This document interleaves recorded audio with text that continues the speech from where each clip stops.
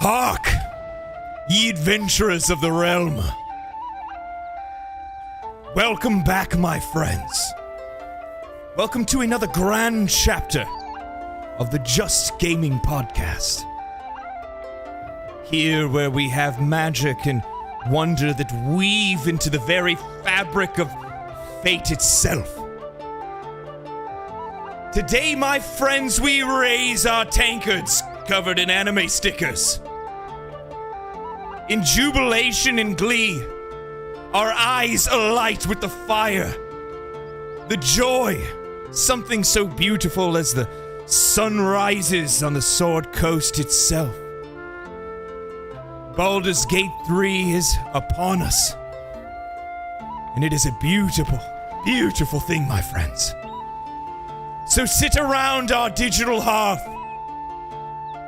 Join us, my friends, in celebration. For today, we are playing more video games. Yeah. I mean, we've got UFO sightings and our government having hearings over it, but you know what? Let's talk about video games. Yeah, you know that's I mean? probably, honestly, it's probably for the best. It's probably for the best. So, hello everybody. Welcome back, my friends. How is everyone doing today? Welcome back to the Just Gaming Podcast with me, Ian, and me, Mark. So I hope everybody's having a beautiful and fantastic Sunday, enjoying Baldur's Gate, or probably, sadly, waiting for the PlayStation 5 version or the Xbox One. Sorry for you guys, but not so sorry, because I've been enjoying the hell out of it. It has been a long time since we've had the show. It has been 3 weeks and 4 fortnights. Yeah, it's been a long time. And just as a background, this is episode 62. Mark and I have been doing this podcast for over a year now, and almost always we don't miss any days. Only under extreme circumstances. Yeah. But in this case, it was. I went on vacation, and then I also went to Final Fantasy Fan Fest. That almost looks like a NASCAR shirt. It feels like a NASCAR shirt. I went to Final Fantasy Fan Fest as well, so we'll talk about that a little bit. A lot of stuff has happened since I've been gone. I chose like the best week ever to take vacation. Yes, you did. I mean, you missed the launch of the seasonal for Diablo. Which did you though? But did you? Did I miss it though? But did you? Did I really? Came back just in time for Baldur's Gate, which is perfect. Yep. Yeah. So that was FanFest. FanFest. Let's start off with that. We'll talk about a little vacay time a little bit, and then we'll get into some other stuff. So I got to go home. I got to visit family, which is fantastic. It was restful, and also I drank a little bit more than I probably should have for too many days, like 9 days straight. You went straight to Illinois there, didn't you? Or Indiana? It's straight Indiana. I went straight Indiana on that shit. That's for sure. Yeah. Yeah. It was really good though, man. Like a lot of family was in town, so I got to visit with all kinds of different people. So everybody came in from all around the country, which is really cool. Got to see some friends while I was home. I ended up actually having this odd reunion with a friend of mine. I didn't tell you about this. No. So there's this really good friend of mine that we used to be like brothers. He actually lived at my house for a long time when I still lived with my mom, and he had kind of a really bad home situation. So I extended an arm out, gave him a place to stay for a while, like while he was going to college and stuff like that, and there was kind of a weird, messy ending where neither one of us ended up really being like that close of friends anymore. And though we were like so close, I mean, talking like best friends, basically brothers that were living together, all of a sudden, I get a text message or something like that. I forgot what he got a hold of me on some platform, and he was like, "Dude, is this you that I'm seeing in this Asmongold video?"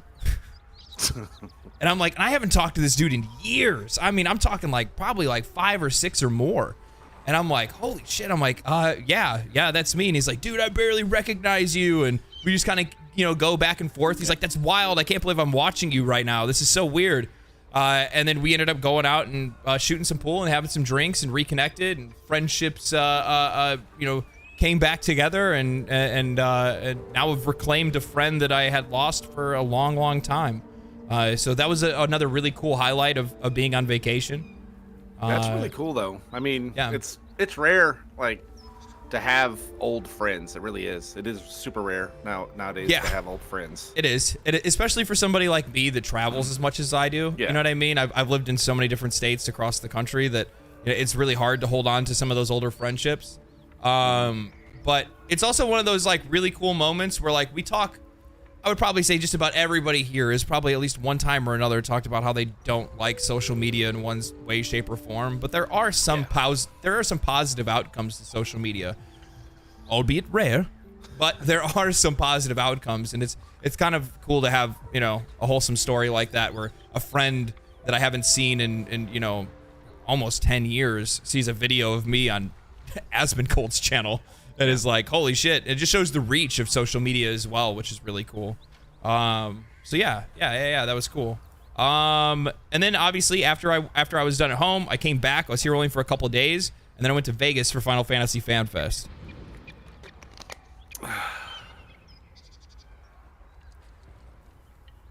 Vegas is hot. Vegas is stupid hot. Vegas is hot. Like that shit is hot. It was 115 one day. Oh. What am I saying? One day. Every day. It was 115 like every single day. And like it took me a while to say exact, because like if you're standing still, you're fine. If you're like in the shade, you're fine. But if the minute that you walk or there's wind, you know what it reminds me of? It reminds me of if you're baking something in the oven and then you open the oven and it's like hit with that heat wave. Like that's what it feels like. You're like, ugh. Like every step you take is just like struggle, and I'm like, no wonder people die in the desert. It's not the lack of water. It's both. the heat. It's both. I'm just like, man, this really makes sense right now. Yeah, I've been to Vegas twice, and I usually go when like November when it's not terrible. Baldur's Gate reached 815K today. We'll have to look at that later. We'll pull that up later. Crazy. That's wild. That's wild. It's awesome. It's chasing spots, man. Chasing spots is a beautiful thing to see. So Fan Fest, Final Fantasy Fan Fest was absolutely fantastic. So if you guys don't know what this is, it's Final Fantasy XIV Fan Fest. It's for the MMO. I've been playing Final Fantasy XIV for 4 years, I think now. I think that sounds right. Yeah. 4 years. About, yeah. I love the game. I stay up to date with just about every single patch that comes out. Maybe I take a little break for a little while, but that's how the game's designed to be in the first place. You're supposed to be able to take breaks and come back and enjoy the story and maybe go do some raids or something like that if that's something that tickles your fancy. Or sometimes usually they also include some type of like casual content for people that don't want to be a part of the raid scene to do. Yeah. Whether that was like the Adventure Island where you can actually build your own island and stuff like that, which is really cool. It was an absolute blast. It was crazy seeing all the people and all the different cosplays, especially in that heat. Yeah. You're like, your eyeliner's running. Yeah. It's not even eyeliner. It's just like, dude, there was this one kid that was in full like dragoon armor. Oh my god. And I'm like, I couldn't even imagine, dude. That like I literally feel like I'm in a microwave. So, hats off to cosplayers for being out there in that heat like that. Like, that was wild. It was really cool to see. Some of the cosplays were, like, insanely good, too. I can't imagine how much money those people spend on that stuff. Oh, man, when you're passionate about it, it's not really that big of a deal. You know what I mean? But the pictures that I saw it on Twitter, maybe, your picture. It was, like, a couple people in cat cosplay. Yeah, I think I posted one to the the Discord, the community. Discord. No, I did one in the community channel for the YouTube channel. And then obviously I think I posted one on Twitter and stuff like that too.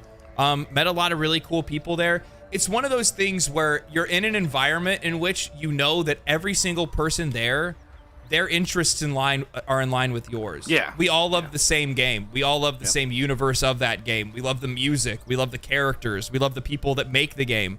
Because Final Fantasy XIV, for those who are unanointed, it's very similar. Like that Creative Business Unit 3, its culture and it's like how they build their game and how they work with their community and how they treat their community and how they're received by their community is very similar to Larian Studios. Like, these are the two only studios. I mean, there's a few other ones. I think GGG is probably another really good example of this too, but there's very few communities that are like in love with the studios that make their games because they know that they can trust them. And in this case, with Square Enix's Creative Business Unit 3 that's led by Naoki Yoshida, it's the same culture. It's the same kind of thing where you're just like, I will always buy an expansion. I will keep that sub running just because these are great people and I love playing what they put out. And yeah, it's just a really good game. Obviously, MMOs, Final Fantasy, that kind of that theme and universe and style isn't necessarily for everybody. So obviously there's that. But yeah, no, like it was really cool seeing all the different panels that they had. It was really cool seeing the developers get up on stage. And the crazy thing is that you see, especially like Naoki Yoshida, this dude is he's like a fucking rock star. Yeah, he is. Like when he gets up there on stage and he's walking the stage, like he has like no problem being in front of thousands and thousands of fans that were at Fan Fest. Being on that microphone, running around the stage, making sure he's saying hi to every single person he possibly can. And it was just really cool to see. And then obviously, to bring up another part of the discussion, to my surprise, out walks Phil Spencer from Xbox onto the stage at Final Fantasy Fan Fest. And I felt that must have been a shock. Was it like quiet? You could probably hear a pin drop. They're like, what the fuck is he doing here? I feel like the only person that knew what was going on. Like the minute I saw him, I was like, no shit. No shit. And I'm like, okay, well, all right, here we go. We already know what's going on here. And it's something that both Final Fantasy fans and players of Xbox have been asking for a long time, which is Final Fantasy XIV being released on the Xbox. Yeah. And then also a partnership to make sure that more Final Fantasy games make their way over to Xbox, which, by the way, also means PC. Yeah. So for many of us PC players, this is nothing but good news. There were some people that were really upset about it. There's both like Xbox fans that are like, I don't want no Square Enix games. I don't want no Final Fantasy. And then you got Sony fans on the other side that are like, we don't want it to be on Xbox. It's just like, they're like, you're like, welcome to a game that was on the PS3. You're welcome. Like they personally gave it to them. You know what I mean? Yeah.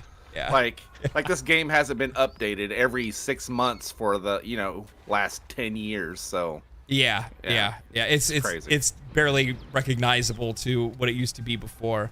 I was seeing some stuff in chat where people are talking about like they don't really like Square Enix, and this is something that I've talked about a few different times, right? And I bring it up in a couple different videos where when I talk about certain things, especially when I'm like these developers, the monetization and poor practices and lack of ethical game design and stuff, while that might be the publisher itself or the company itself, that doesn't necessarily mean that that's the truth with every game they make or with every studio that they have underneath them. So as an example, Creative Business Unit 3, which is the team that made Final Fantasy XVI as well as Final Fantasy XIV, are some of the absolute best in the industry because they are actually looking out for the gamer's best interests. They are trying to make ethical products that aren't absolutely blasting us with microtransactions and things like that.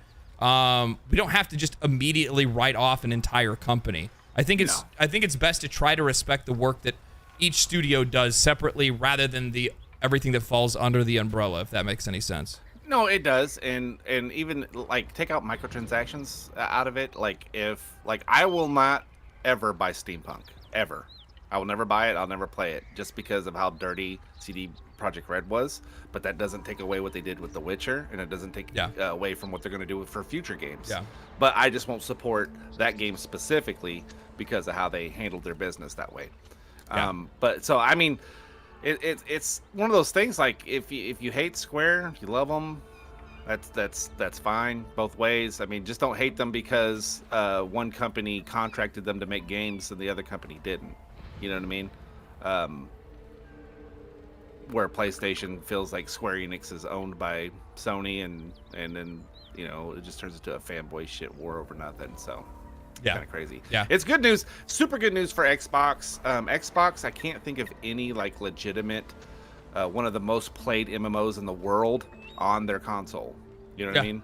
Like they don't have anything like that. And here's now they're probably going to be having World of Warcraft relatively soon as well, right? Yeah, and so it's free for a long time. Like you get to play that game for free. Level 70 for a long time.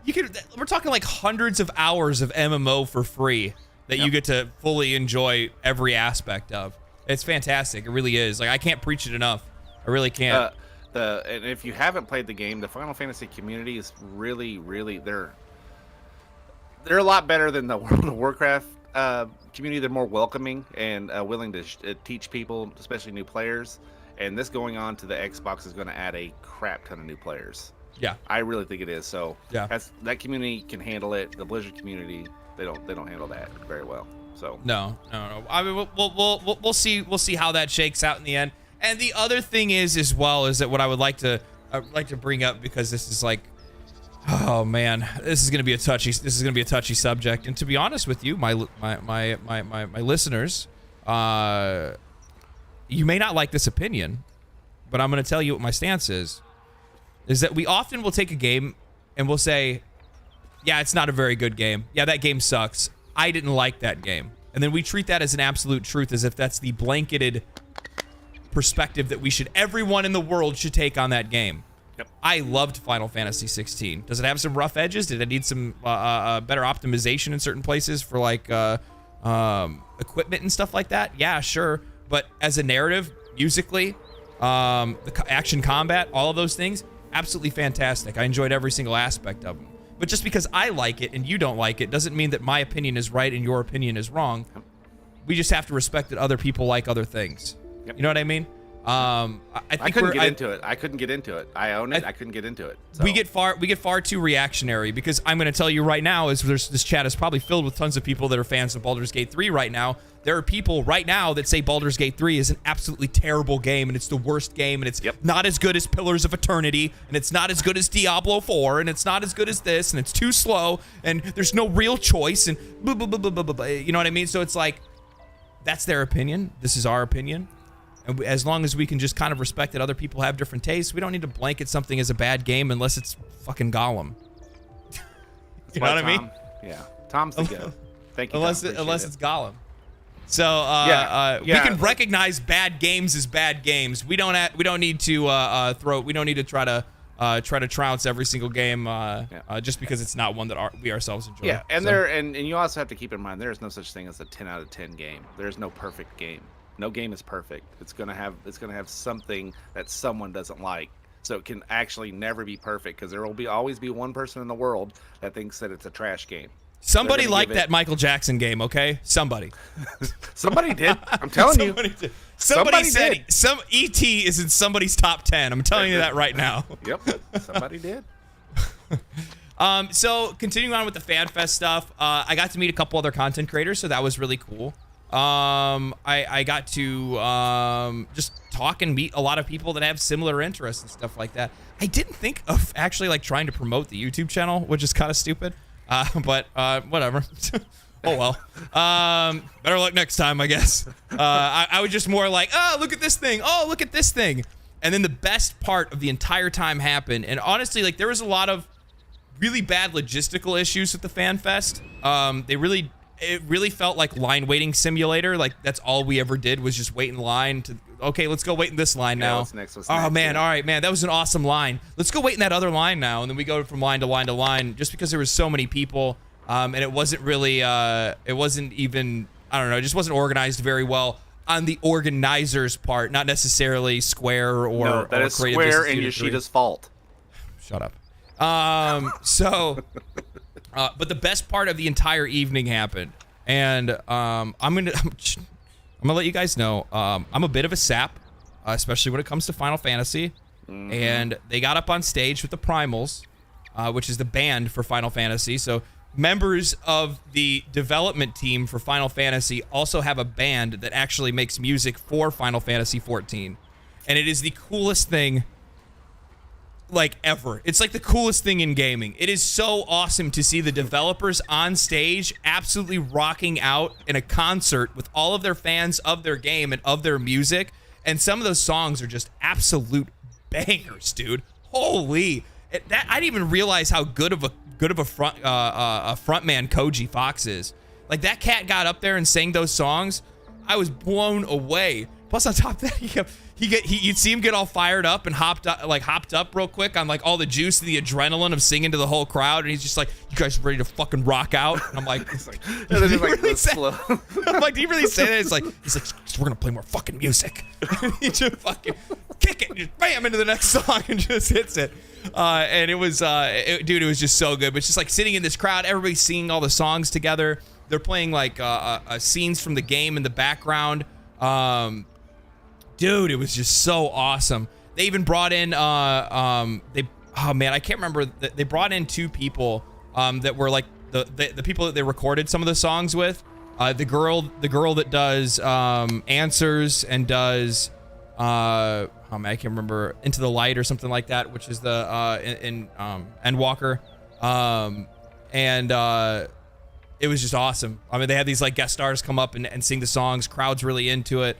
It was just, I don't know what to say, man. It was just one of those moments where you're sitting there and you're like, this is such a really cool moment in just gaming in general, because we don't really have a lot of these opportunities for just insane video game community building where we get to make these friends. Like we're chatting right now in this podcast, or but we're all together in one place and we're all singing and chanting and jumping and dancing and enjoying this beautiful moment that is so special to so many people for so many different reasons. Because games will find people at certain times in their life, and I've brought this up in the past before, where I wasn't really in the best headspace when I started playing Final Fantasy XIV, and it brought me into a new community and I made new friends, even though I was living in a place where I knew nobody, and lockdowns and all that kind of stuff.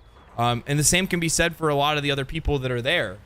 Games can save quite a lot of people sometimes. Yeah. And, being able to share that love for a game, being able to share that love for music, it's a really special moment, and you cherish it, and you realize that you won't get very many of them. And when you're looking at a situation like that, where it's an MMO fan fest, you realize that these games have a shelf life. They don't go on for eternity, right? I guess unless it's like OSRS or I guess World of Warcraft even. Yeah, World of Warcraft. Final Fantasy XIV could easily go for another 10 or 20 years. Who knows? But it's just one of those things where you realize how fleeting and beautiful of a moment that is, where there's really not that many games that can pull off something like that have these confined fan festivals where everybody's there just to enjoy the moment. Yep. And it's a tragically fragile moment, because you never know when you're going to get another one of those. But yeah, it was cool. It was special. It was awesome. I'll definitely go to FanFest again. That's for sure. Yeah, I mean, God, I wish they had some sort of show for me to come out there with you to go to, but they don't. I mean, I could look at Cat Girls, but.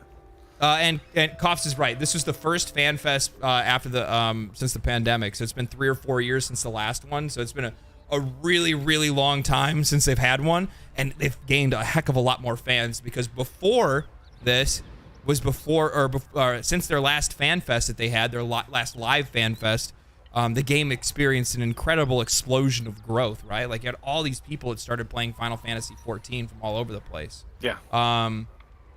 And that's really cool. So, you had all these new fans. I think they had probably the biggest turnout they'd ever seen so far. Real question is, did you get Gordon Ramsay's fish and chips? No. You didn't, did you? They're goddamn delicious. Are they? Yes, they're fucking phenomenal. We had I don't know. I was a liquid diet for the most part. I was really surprised they didn't serve alcohol there, because I was like, dude, I'm like, most of the people here are of age. I'm like, why isn't there booze? And I'm like, man, they just don't want it to like turn into some like degenerate like cosplay. Furry fest. just Yoshida steps out and you just see tails being thrown on stage. Yeah. There, I saw this meme on Reddit. Somebody posted where it was just like Phil Spencer's face when he walked out into a crowd of furries. Like, what am I doing here? So yeah. That was pretty cool. What else has happened since I've been gone? Do you want to talk about Diablo? I'm gonna be honest, and we don't really have to spend a whole lot of time talking about Diablo because I mean I'm pretty sure nobody really wants us to spend that much time talking about Diablo. Yeah. I don't, so you probably don't. So we'll make it relatively quick. Season 1 sucks. Yeah. So I mean, I realized that like season 1 for Diablo 4 came out. A lot of people were pretty upset about it because one, like it wasn't really that much content, even though they kind of hyped it up like it was going to have a pretty decent amount. Like it added some interesting systems, but this feels like a system that should be layered on top of another system. Yeah. You know what I mean? Feels no, and it's not like it's anything new either. And that's the thing is in Diablo 3 they had the same type of special gems that you could get from running greater rifts to put in your jewelry and level up and do all that stuff with. So it's not really a new concept. It's just a different delivery system. Yeah.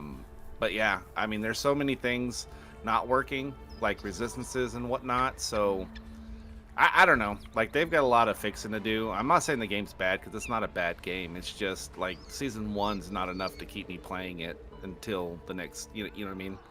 So yeah.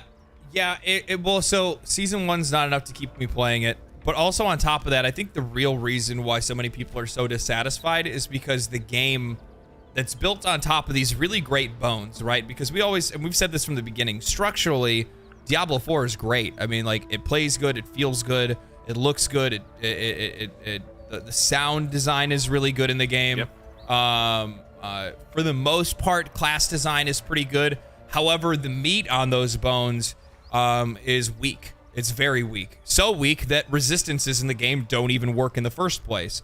So weak that most of the items that you get are, well, relatively boring to get because once you've gotten to the point of like, I would say level 60 to anywhere between level 60 and 70, I mean, that gear is enough to carry you all the way to level 100. And that grind from 70 to 100 is so long that without anything to really spice that up a little bit, other things for you to chase, other things for you to do, other than just run nightmare dungeons until your brain slips out of your ear. People just get bored of it. It's just not engaging. And this is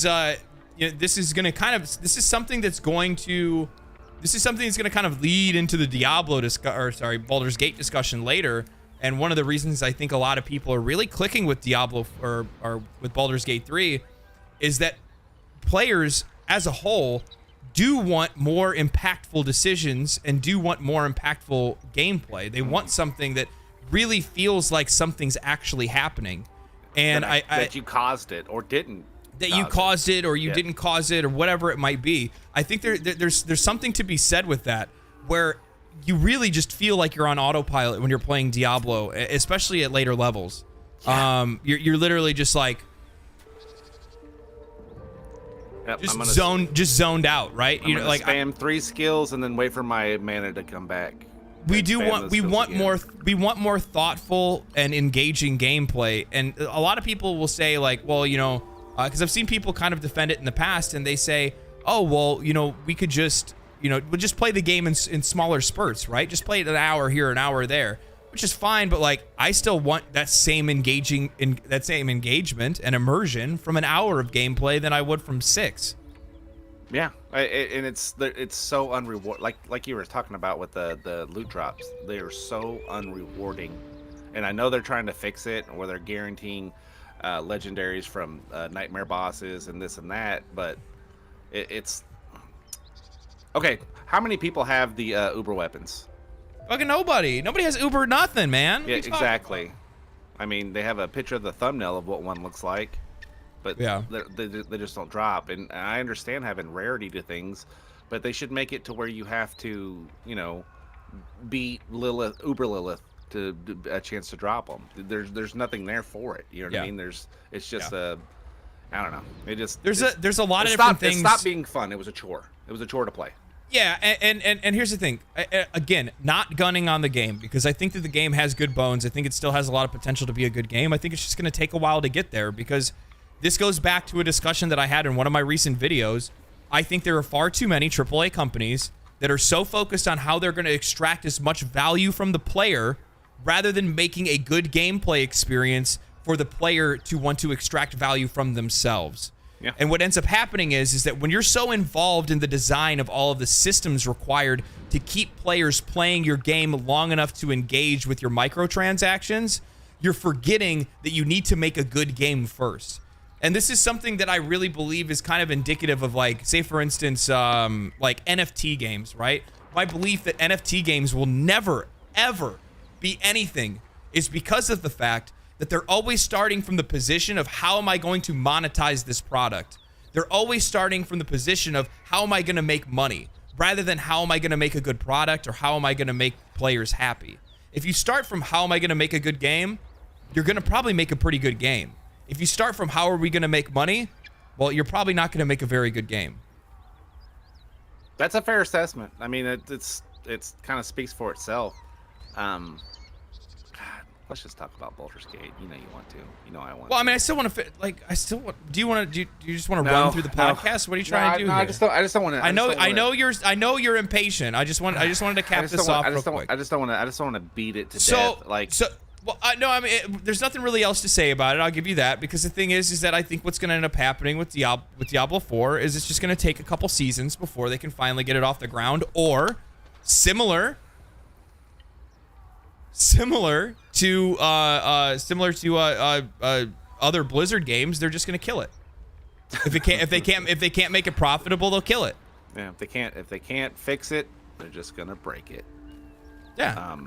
Yeah, I mean, my overall I mean, shit, we talked about this podcast ago, that season 1 isn't going to be the end all be all for what Diablo 4 is going to be. I think even you quoted, like, season 3, 4 is probably where it's going to start to move in the right direction. I mean, there's so many things that they can't fix until season 2, right? Yeah. So, well, my wonder is that if season 1 isn't engaging players, then season 2, if season 2 is not like a rocket ship, they're going to have some serious problems going any further. Yeah. Because how are you going to bring people back? You know what I mean? Yeah, I still think there's a ton of people still playing Diablo 4. There is. I'm not saying just because I stopped playing Diablo 4 that's what it is, but yeah, if they have multiple seasons like this, the same kind of outcome, it's going to be pretty bad for them. Oh my God. I didn't even realize I still had Baldur's Gate running in the background. All of a sudden the music came up in my ears, so I was like, what is that? I was dreaming about it last night. Sorry about that, Chad. I didn't realize I had the Baldur's Gate music going in the background. Nobody told me. And just to drive into this, how much of ExileCon did you watch? Me? I watched quite a bit of it, to be honest. Did you now? Then I watched some people who know more about Path of Exile than I do kind of tell me what's new. So what is new? The thing that I like the most is having a active dodge bar, space bar, like Diablo 3 has on the console. Being able to just dodge when you want to dodge. Super cool. The way they changed the the skill trees are stupid crazy. Again, they look cooler though. Well, we already knew that was going to be the case. Why would they get rid of something that the players already loved, right? Yeah. I mean, graphically, it looks beautiful. I think Path of Exile's skill system is just one of those things that if you were a player from day one and you learned it and you know it and then you're good and then you're just like, of course you're not going to complain about the skill tree. Now, if you're a new player that's starting it for the first time, you're just like galaxy brained, like, what am I looking at? Yes. It looks like the constellation when you look up at Skyrim, when you go to start doing stuff up, but it's all over the place. Yeah. So I think Path of Exile 2 for me, all I want to see from Path of Exile 2 is them just make a better new player experience than PoE 1. Yes. For sure. You know what I mean? Well, and it's so hard is because with like PoE1 is such a cake. And you know what I mean by cake. It's like a layer upon layer upon layer stacked up for 10 years. And so when like we came into it, I think, we're at year 8, right? Yeah. And at that point, there's so many like things that they did have in there that you don't use anymore, but no one tells you that stuff. It's hard to build and get resources to respec, and then if you spec wrong, you have like it's a big deal. And me personally, I'm not one of those people that likes to look stuff up when I'm playing a game. I just want to adventure it, right? I just want to play it. Yeah. I'm doing the same thing with Baldur's Gate 3 right now, where I'm just like, I'm not going to watch any videos. Why am I going to ruin it for myself? Just enjoy the adventure. You know what I mean? And Path of Exile, like if you don't watch a build guide from start to finish, you will mess up, especially as a new player. And here's the thing. I don't want people that watch this channel or watch this podcast to be under some assumption that we're pro gamers here, okay? We are fucking casuals, all right? We are fucking casuals. Speak for yourself. I'm a hardcore gamer. Yeah, okay, all right, whatever. Tell yourself whatever you want. Mark and I played Path of Exile 1 co-op and got to the point where we had ruined our builds so badly that we couldn't progress any further in the game. And as a result of that, we didn't have the currency to be able to even respec ourselves to be able to fix our builds, so we had to just quit. We basically bricked our characters. It was not a good feeling. And to be honest with you, neither of us have gone back to play it since, though I really want to play it because I am obviously a fan of RPGs. I am obviously a fan of ARPGs. And it's a game that I want to understand it because I feel like it's something I would play all the time if I could just get it. But I have this like mush, like potato brain, and it just won't click for some reason. And I don't understand why. I can sound real smart in a video, but you get me in front of Path of Exile and drool starts coming out of my mouth and one of my eyes goes in a different direction. They changed the skills up too, right? It's not like you have to find the specific color gem socket for the skill in your gear. And that's a big knock on PoE for me personally. That bothers me. They changed up a bunch of different stuff. I mean, skills are going to work in a completely different way. I think one of the coolest things that I saw from the entire Exile Con that made me so hyped for Path of Exile 2 is the fact that you can run 2 builds based on 2 different weapons, and you can weapon swap, and it changes your tree by using that skill in real time. Dude, how bonkers is that going to be? Like, imagine being able to just switch builds on the fly while you're in mid-combat. You can run 2 builds at the same... my mind is breaking even thinking about it. Yeah, it's because, like, there's not... I don't think there's been a game... Did Diablo 2 allow you to do that? The weapon swap on the skill? I don't think so. Man. That's a pretty advanced system. I've never seen that in a game before, I don't think. I've seen it where you can have different loadouts, but not like in combat weapon swap. You know what I mean? Yeah, where you're like literally just from swapping skill to skill. Yeah. Yeah, and the way that Path of Exile works, like honestly, it's almost like you're swapping to a completely different class sometimes. That's gonna be pretty awesome. Yeah, it's gonna be really cool. I think overall, graphically, it looks so good. Dude, it looks so good. It looks so good. I am blown away by how good Path of Exile 2 is shaping up to look. And the wild thing is how small of a company they are. They only had... Did you know for like a while they only had like 30 people working on Path of Exile? Or no, like 3 people or something crazy like that. Like single digits working on Path of Exile 1. That's crazy. And they're going to still, into the future now, they're still going to support both Path of Exile 1 and PoE 2 at the same time. Well, they realized that with concurrent seasons. Yep, they couldn't just tie it over. It is, guys. Isn't it beautiful what some of these smaller companies can do, but some of these larger companies just absolutely just do not have the ability to do whatsoever? Yeah. Like. Yeah, it is, and it's a free to play game. I'm getting a little echo on your side. Are you? Yeah. So anyway. Yeah, it's just one of those things. It's just really surprising. It's really cool to see. Path of Exile 2 looks absolutely fantastic. I'm definitely going to be getting into it, that's for sure. I'll probably eventually, after I can prime myself off of Baldur's Gate, which is going to be a long time from now. I do plan on doing like a Path of Exile run through where I play a class and actually, like, you know, I guess however you would classify beat the game, I would beat the game. That's what I plan on doing. That's what I plan on doing.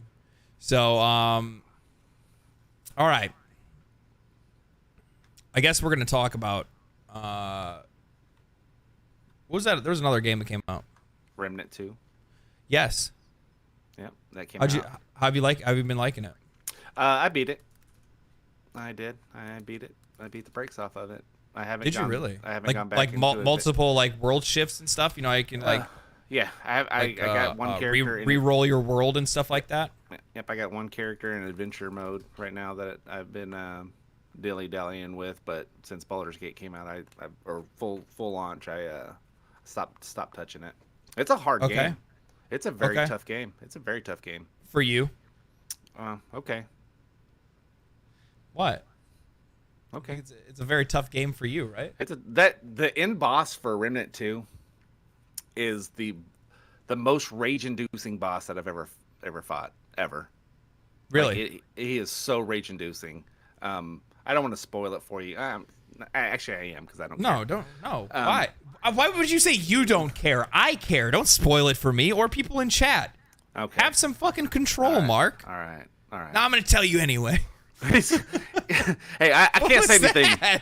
But listen close. Yeah. No, he has mechanics that are so frustrating, and it takes a while to get it figured out. Well, remember how in Remnant 1 wasn't the first boss like bugged for like the longest time? Yeah. I remember that. So I've only played a little bit of Remnant 2. Obviously, I came home. I basically had a week to play. I played Remnant 2, and then Baldur's Gate 3 came out. So obviously, Remnant 2 is going in the drawer for a little bit longer. It's enjoying it's going to enjoy the closet that is my my Steam library, and we'll dig it back out eventually. It is a game that I'll definitely play because I really enjoyed Remnant 1. But from what I did play, it feels really good, and it feels a lot deeper too. Like build wise, it feels a lot deeper. It is, and you can have different archetypes, and you have some of them, like a couple you can buy. Most of the other ones you have to meet certain conditions. A couple of them you can buy. What do you mean buy? So you can purchase them from a vendor. Okay. But the rest of them you have to. They're all hard to find. So you can basically, and once you get a second archetype, you level it up just like that archetype. So you can end up basically running 2 builds at the same time, or getting the benefits of 2 builds at the same time, which is pretty unique for this game. All right. The way that they did the maps in this game, I really enjoyed versus the first one. I mean, it's really, really good. I felt like my second playthrough, because I made 4 characters, and so I played them. All the characters start in different areas, or they did for me at least. And then I had a character that started in the same area as one of my other characters, and it was completely different. Like I didn't even start in the same starting spot. So, like I didn't even have the option. Like if I was looking specifically to farm something, I wouldn't have been able to get it off that run. Does that make sense? Because that wasn't an option. Oh, okay. So you just had to keep re-rolling the world till you got it, or what? Yep, till I got what I wanted. Yeah. Yeah, dude, the game's super fun, super dope. I've been waiting to play co-op with you. Of course, I've been on my work binge, so it's been a little tough for that. But yeah, we got Baldur's Gate now, so it's gonna, like I said, it's gonna absorb a lot of time. It's gonna get some dust on it. Yeah, it's gonna absorb some time, that's for sure. So how is the performance and everything like that for it? I got some frame dips in some pretty hard places when I was playing, because I only got to, like, I think the first planet. I first touched the crystal, get teleported into the other realm, and then there's a couple areas that I had some pretty choppy stuff, but I don't know if that's because I'm running other stuff on the computer at the same time or what. I didn't have a whole lot of frame dips, but like it would bounce from like 120 down to like 90, and that's enough to make it noticeable, but it still doesn't like break the immersion. But I didn't have any like with the first game, like when you went to the swamp and it was just like going. Yeah. It never had anything like that going on. And those ball spinny things that come at you, I hate those. Those things are cancer.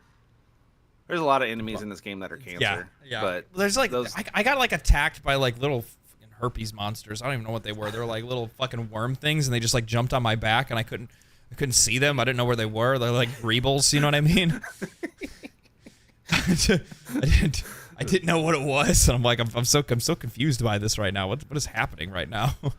I really enjoyed it. I actually enjoyed the story. Like a lot of people knock it for the story. I actually enjoyed it. So I like the shard system, the relic system, where you can like kind of power up your healing thing, so it gives you like extra buffs and stuff. I think that's really cool. I just really like the fact that there's so many awesome underlying systems, and then ones that layer themselves over that. And like it did really feel from the get-go that like you're making more impactful choices with your class. Where like the old one, you know, you just kind of just killed stuff, and then you would just get things. You know what I mean? Like it really wasn't anything. The old one, like everyone would just take the crit build because it was the only one that worked, right? The other builds didn't feel like they did anything. And now all 4 builds feel like they do something. And then you can throw an archetype on top of it to add on to whatever gameplay you want. But they actually feel like they do something. I think my biggest surprise was they actually made melee viable. Like in the first game, melee was really trash. Like it was super trash. But melee is actually a viable option for combat. But does it feel good though? Because like the shooting feels really good, but like I switched to my melee weapon when I'm playing. I think I'm playing Gunslinger right now. I switched to my melee weapon, and it's just like I feel like I'm just planted in place. You know what I mean? Oh, like, yeah. It doesn't feel like an action game would, or it's not a Dark be Souls or an Elden Devil Ring. May Cry. Yeah, it's not. I'm not looking for Devil May Cry, but I'm looking for something like if it's gonna be rigid's fine. I mean, Elden Ring is pretty rigid, and Dark Souls is pretty rigid. And I don't mind that combat at all. It just feels like, I don't know. For me, this just personally, it just felt like the melee just still feels like a side option, not a main option. Like though the damage might be.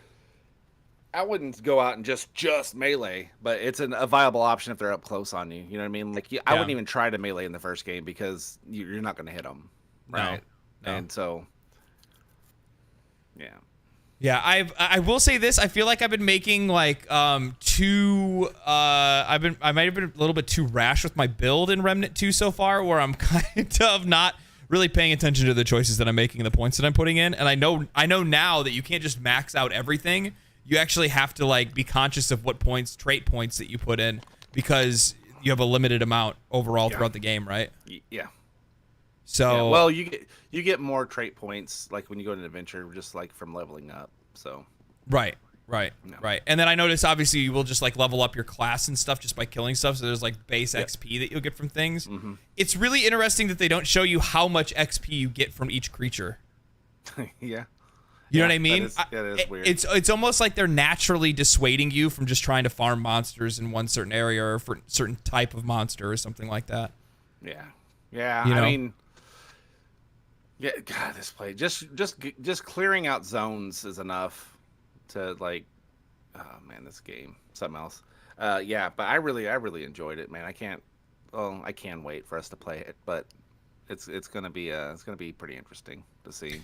Yeah, it's one of those things where like I feel so bad that I'm just like, you know, hey, you know, I really like your game. I really like Remnant 2. I really liked Remnant 1, but I'm sorry, but Baldur's Gate's out.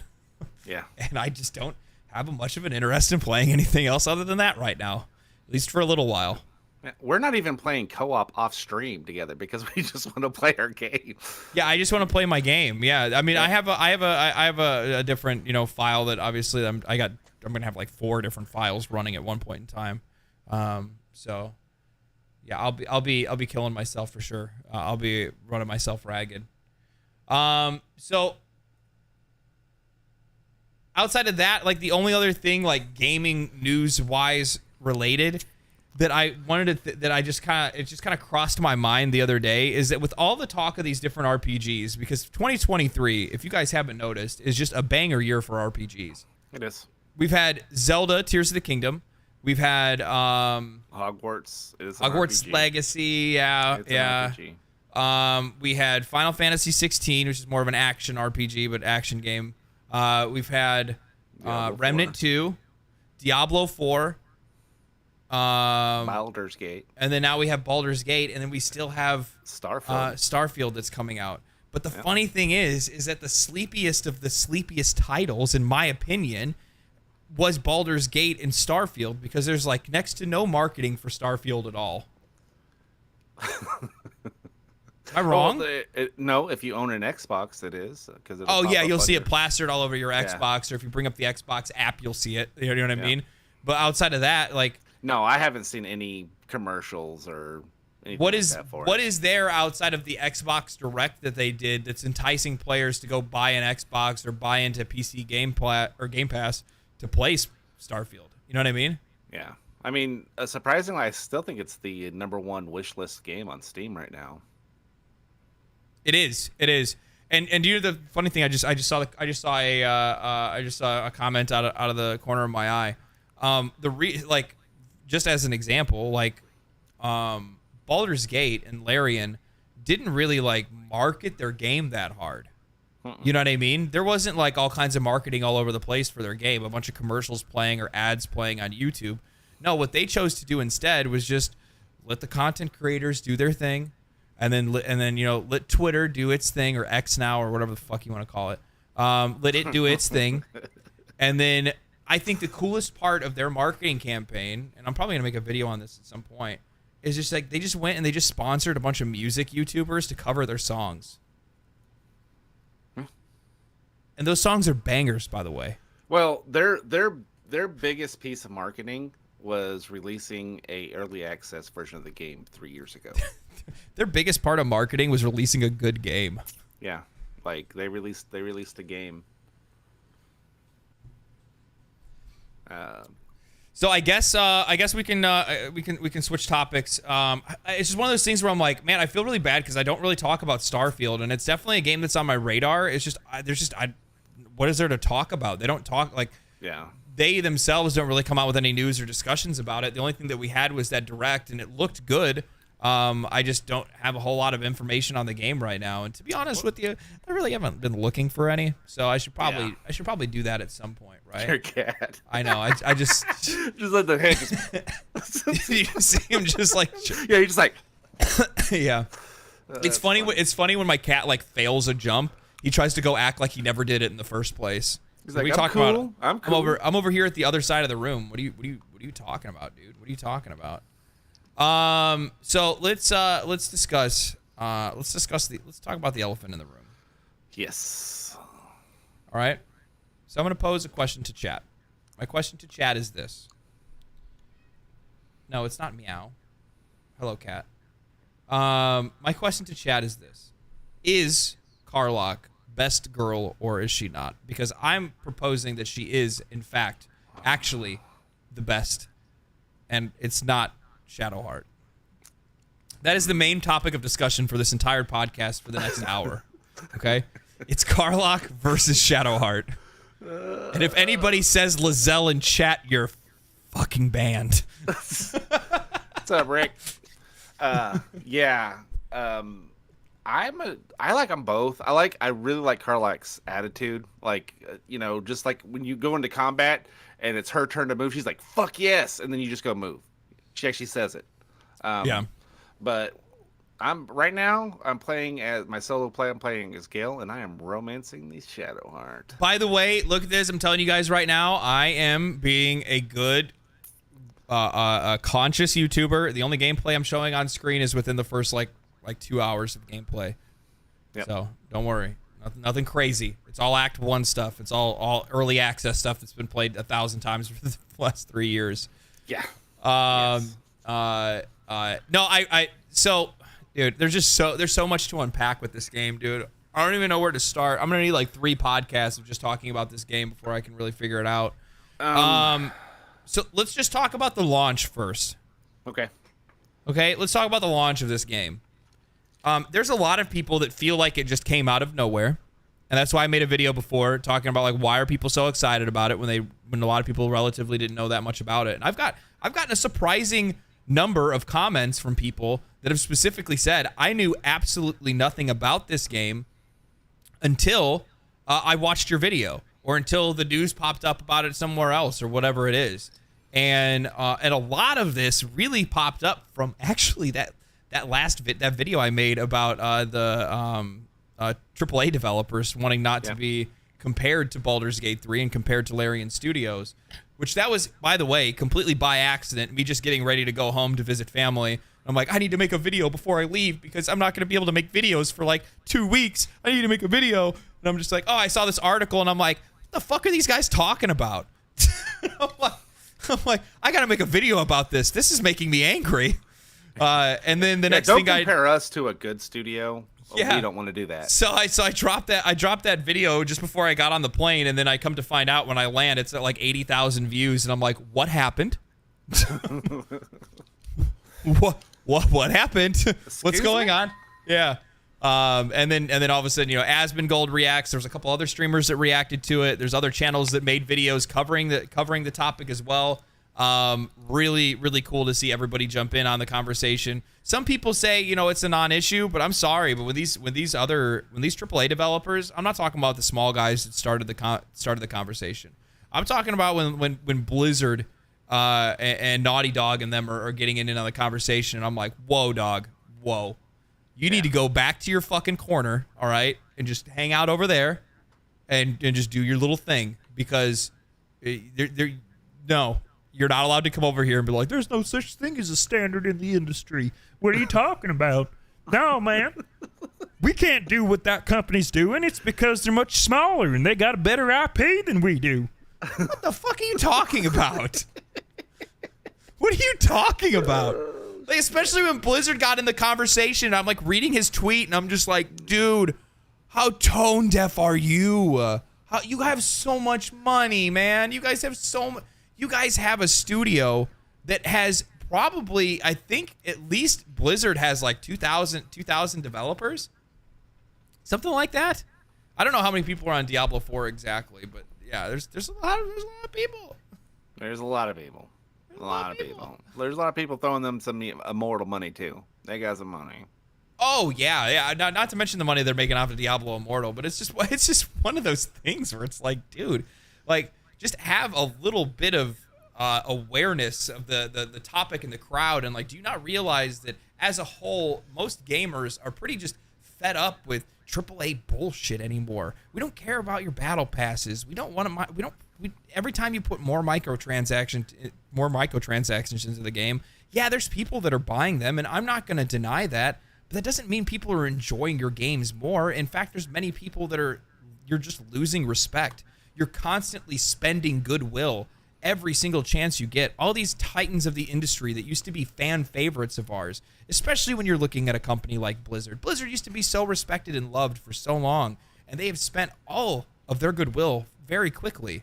And it's sad to see, because there's people that are there that like really, really want to make good games. But the problem is that their company is far more in line with the wants and needs of their investors than they are the wants and needs of the people that love and play their games. Yeah. And it's really disappointing to see that. I think where Larian, what helped them to make this game as good as it is the early access. There aren't any other AAA studios that are going to give you a game 3 years early, let you give them feedback on it, find the bugs for them, help them find bugs, find all that kind of stuff, make the changes, add characters, do all the stuff that, you know, the community it's in large. What'd you say? The early access sold like 2.5 million copies? Yeah, 2.5 million copies sold in early access. You got 2.5 million people that are helping you with this game, and if you can make 2.5 million people happy, you can make 60 million people happy. Yeah, you know what I mean? It's just... And here's the thing. I forgot who said it, but there was a developer that said players are the absolute best at telling you that there's a problem. They're not very good at telling you how to fix that problem. And it's not the players. It's not the players' job to fix the problem for you, right? It's our job to break it. It's our job to break it. We are the best at breaking it because we do things that they just don't foresee. We just do things in a way that they're not going to foresee. And the reason why is because there's thousands upon millions of permutations of different players playing games in different styles and touching different things and clicking different buttons in certain orders in certain places all over the map that, of course, somebody is going to find something. So when you have people working in on an early access, the players are going to come up with a treasure trove of different things that they're going to find that's wrong with the game. And that early access also provided them with a very substantial amount of early income.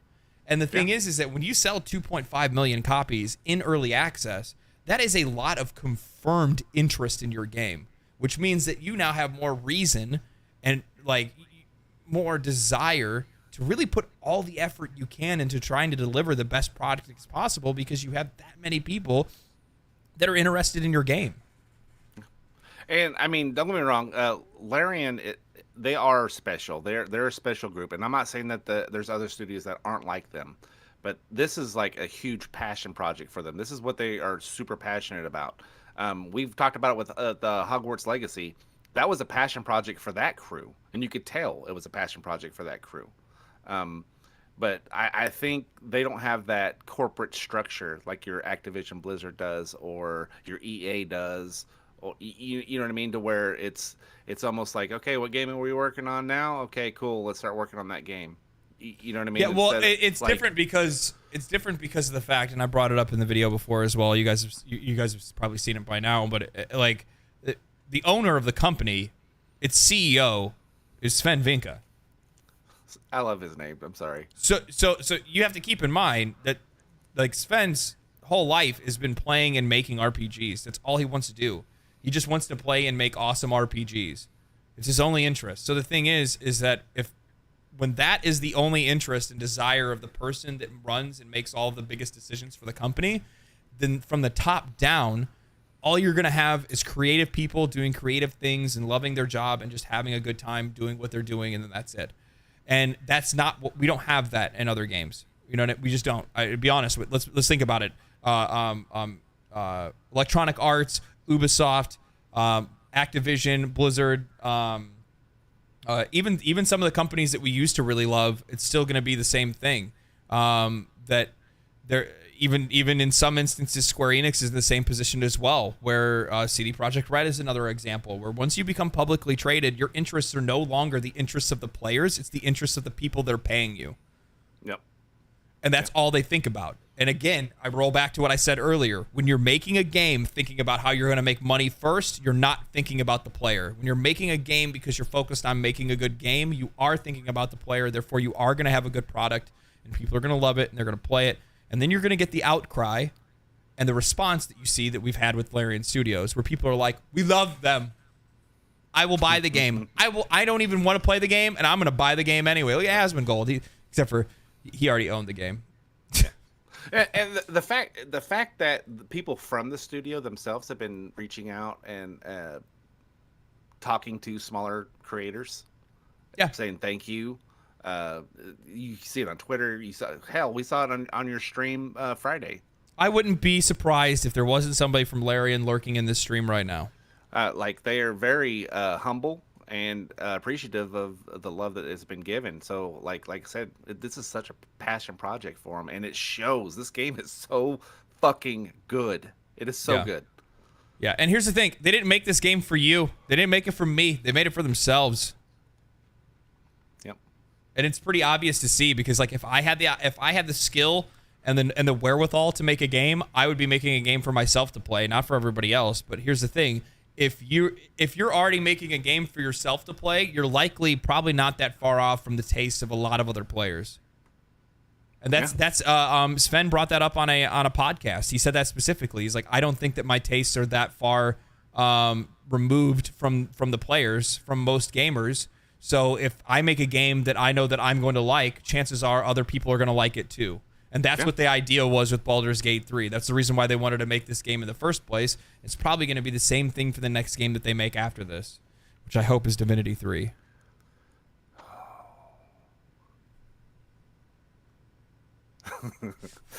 Oh, this game's got legs. Man. Yeah, you know what has surprised me the most about my initial solo playthrough? How you got everybody naked and they're naked in camp? Okay, so if you are getting it, which I saw Bobby Hawk, he said that it's the number 2 most requested or pre-ordered game on PlayStation 5 right now. It is, yeah. It's number 1. It overtook Madden. Wow, that's super awesome. That is a win for nerds around the world.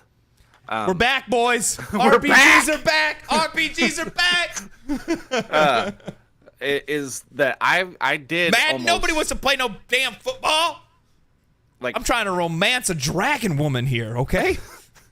It's like I'm going through Act 1 and doing all the things that I did, activities that I did, but it's every one of them has been different outcome than what I experienced in early access. And I played early access for 140 hours. And I've had a different experience. Just the whole, if you played early access and you haven't played Baldur's Gate, when you go to sleep and the lady that you pick, she comes and talks to you and it's the absolute and all that stuff. Yeah. Nope. Yep. Nope. It's not cool. So yeah, that was actually the biggest surprise for me starting, because now we're gonna get more into like talking about the game itself. So one of the biggest surprises for me as an early access player is how much has changed since early access.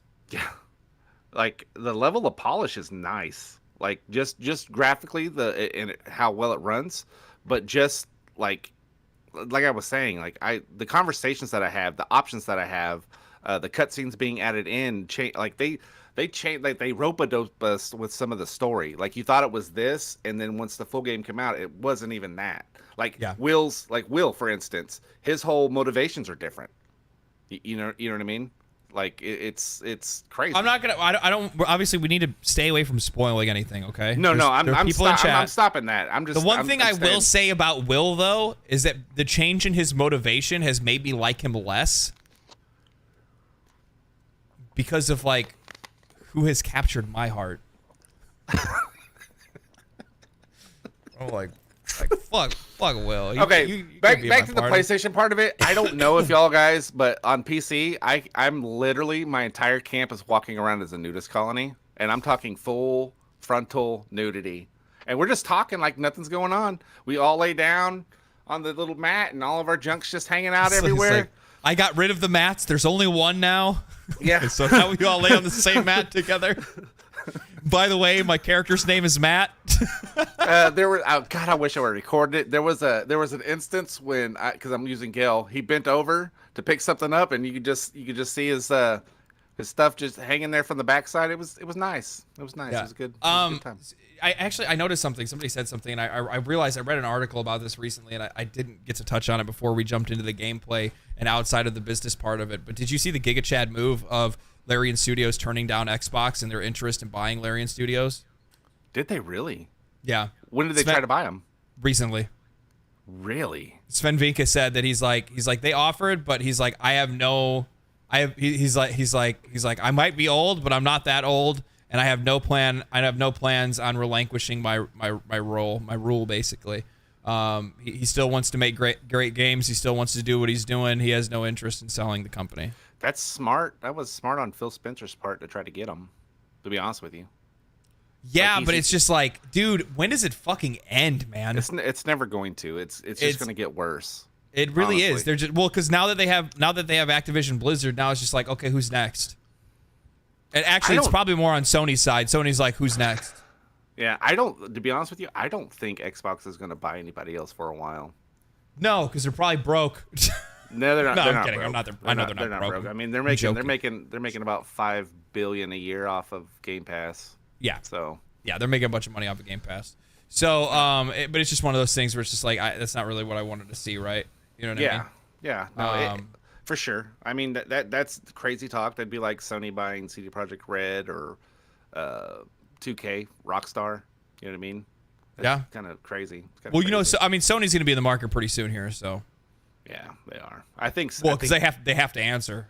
I think FromSoft is where they're going to try to grow. They're already shareholders. They're already shareholders. I think up to like 15% or something like that. They're not majority, but the problem is that Embracer owns the other half. Embracer owns I think 20% or something like that. Yeah, Embracer's in trouble though. Embracer might get purchased soon or split up their stuff. They're in trouble. They are. And they've got studios like Gearbox, THQ, and some other parties. Yeah, Sam, you bring up a really good point, by the way, because you think about this: if Baldur's Gate was sold, or sorry, not Baldur's Gate, but if Larian was purchased by Microsoft, then that means that we still wouldn't have the game out right now because it would probably be delayed because of the Xbox Series S. So we wouldn't even have the PC version of the game out because of the fact that it's that they're having troubles for that. We'd be none the wiser. Man. Yeah. PC got that game a month early because they're done with it. How fucking sick is that? How awesome is that? How awesome is that? They're like, hey guys, you know what? The game's actually done, so we're just gonna release it a month early. Here you go. They were smart. I think in all honesty, I think this game personally should by all means win Game of the Year. By all means should win Game of the Year. But if Starfield is playable, it's going to be a contender. Like I said, it's the new Elder Scrolls. You know what I mean? So okay, it's like if it's playable, I think it's going to be up there for sure. It's going to be between Starfield and Baldur's Gate 3. I think every other game except dude, I don't know. I'm gonna be honest with you. Like, I really love Baldur's Gate 3. It is for sure at this point my favorite game of the year so far, without a doubt. It's also gonna be the game that I'm gonna play more often because of the fact that I realize that they're just the replayability. Just wait for the mods, guys. Oh my god, this game's it's only gonna get better. Oh, Willie. But I will say this: Zelda was really good. Yeah. Zelda Tears of the Kingdom was really good, guys. And the thing is that it's going to be the hardware, though. We talk about no, fuck it, no. Yeah. It was still good with how it looked and how it played. It was still good. It still got 9s and 10s across the board, even in user ratings. The people that played it, regardless of its performance, we put way too much weight on performance nowadays. If it's playable, people are going to like it. Yeah, I mean, that's the same standard I'm setting for Starfield. Yeah, I'm expecting it to dip into like the 25s on console. So the thing is that the same kind of permutations that we see in our gameplay with Baldur's Gate 3, where you have these different options of like, you know, how you interact with certain players and certain not players, but certain NPCs or certain parts of the story, or who you kill and what you don't kill, or what items you pick up, whatever. All of these different things that you know, again, come together to make these really cool moments in the game. Very similarly, Tears of the Kingdom did something just like that, but they just did it with mechanics in the game where you could combine items, and therefore the way that we would solve puzzles, every individual player's experience of solving puzzles in Tears of the Kingdom is completely different. When I watched videos of people completing some of the puzzles that I completed, I was like I was watching a completely different game. Some of the clips that I saw, I was like, I'm a genius. Like, I can't believe that guy figured he did that instead. I'm basically an engineer. Then I watched some other people play it, and I'm like, wow, I need to take I work at Baskin Robbins. I need to take an IQ test because I think I probably shouldn't be able to drive anymore. So yeah, it's one of those things like Tears of the Kingdom. Again, it's a bigger game too because it had a much larger appeal to a much wider audience, a much younger audience as well. It sold a heck of a lot of copies. Everybody enjoyed it. Everybody really liked it. But I mean, it's a hard year to pick because there's just so many good games that came out this year. Like I said, if Starfield is good and playable, I think it'll win. Then I still think it'll beat Zelda. Is it because of Todd and his jacket? 100%. You know that's made out of gerbil leather, right?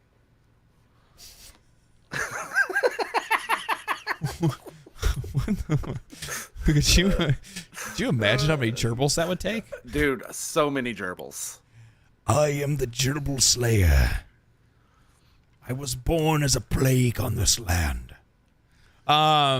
So yeah, I'm yeah. Anyway, so let's go back to talking about changes that they added that I liked was they have a pop-up underneath whoever you're targeting for advantages, disadvantages with height and or with elevation, and they didn't have that in early access. Yeah. Light and dark disadvantages. yeah, they just solidly rounded it up. I think I'm almost done with Act 1. I think I'm almost done with Getting there, huh? Yeah, I Look at you. I jammed. Maybe if I didn't have 3 playthroughs I'm playing right now, I might be in Act 2 by now. I have 13 hours played just today. Well, not counting what we've played. Yeah, I've played a lot today. What do you smell like? Dude, have you ever eaten like a onion burger? Just gone into one of those places and it just like right in your face? You want to know? Imagine one of those burgers inside of a hot dumpster. That's kind of what I smell like right now. So before I went on vacation, I left goulash in my microwave for a week and a half. I was walking around my house and I'm like, what God, the it hell? smells like straight up ass in here. And I'm like, I could not figure out where the smell was coming from, but I didn't use my microwave at all just because I wasn't really home. So I didn't really I didn't really think about it. And I'm like, I kept looking around. I'm like, man, I even bought like those those like spritzers. I bought those spritzers and I had them. I put one in the laundry room. I put one in the bathroom, and it's like spritzing, trying to keep things smelling all right. I thought it was the cat's litter. It wasn't that. Changed that. Still smelling like ass. And then all of a sudden, I open up my fucking microwave. Oh, I would have lost it. I would have tossed it. I just like closed my orifices and just ran it out of the house. Oh. And just threw it on my neighbor's doorstep.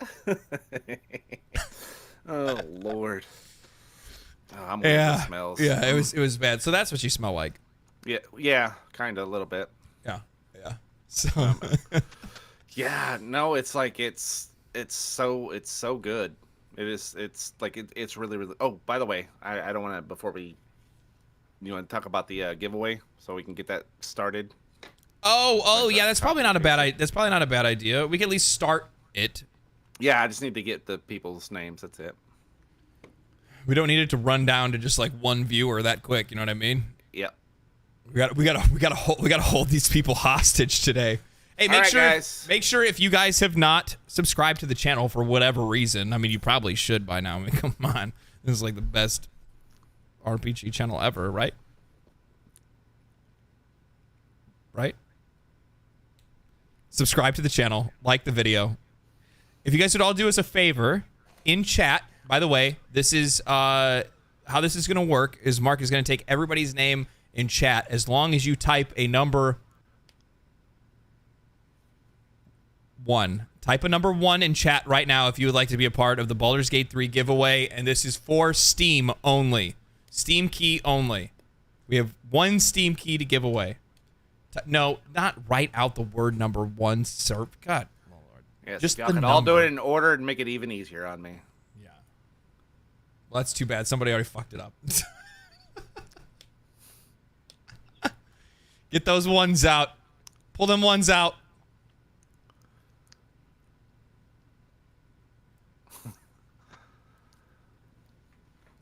Two. Oh my God. Somebody broke the system. They wrote a 2. That's for a free giveaway, Nix. For free giveaway, we're giving away 1 copy of Baldur's Gate 3 for Steam. So type a 1 in chat if you would like to be a part of the giveaway. Don't worry, we're giving it time. We're giving it time.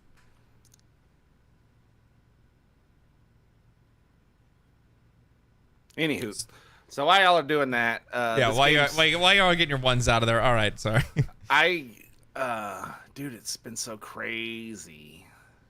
So I've been 0.0001. There's probably a bunch of people in chat that are like, I already own the game. I'm just here to fuck off. Yep. It's fine. So, again, in case nobody heard, type a 1 in chat if you guys want to be considered for the free game, and then we'll give you guys details on that once we pick a name. Mark's working on that in the background right now. So let's. So I want to talk more about the experience of the game so far. Let's actually talk about the game rather than everything else about it. So, I really like a lot of the changes that they've made so far from early access. I like how they've sped up the Nautilus ship. that whole section is much quicker to get through, which I think is really nice for us early access players that have played a whole lot of it. But also it just kind of flows a little bit better. There used to be this really weird moment in early access, and some of you guys probably don't know anything about it, but there used to be this really weird moment in early access where you would have to run from the bottom of the ship up to the top of the ship into the cockpit, and then it was just like this long blank path, and there really wasn't anything to do there. There was a couple imps that you could kill, but it really didn't add that much texture or anything like that, to be honest. Also, I think the reason why they changed it was for performance reasons.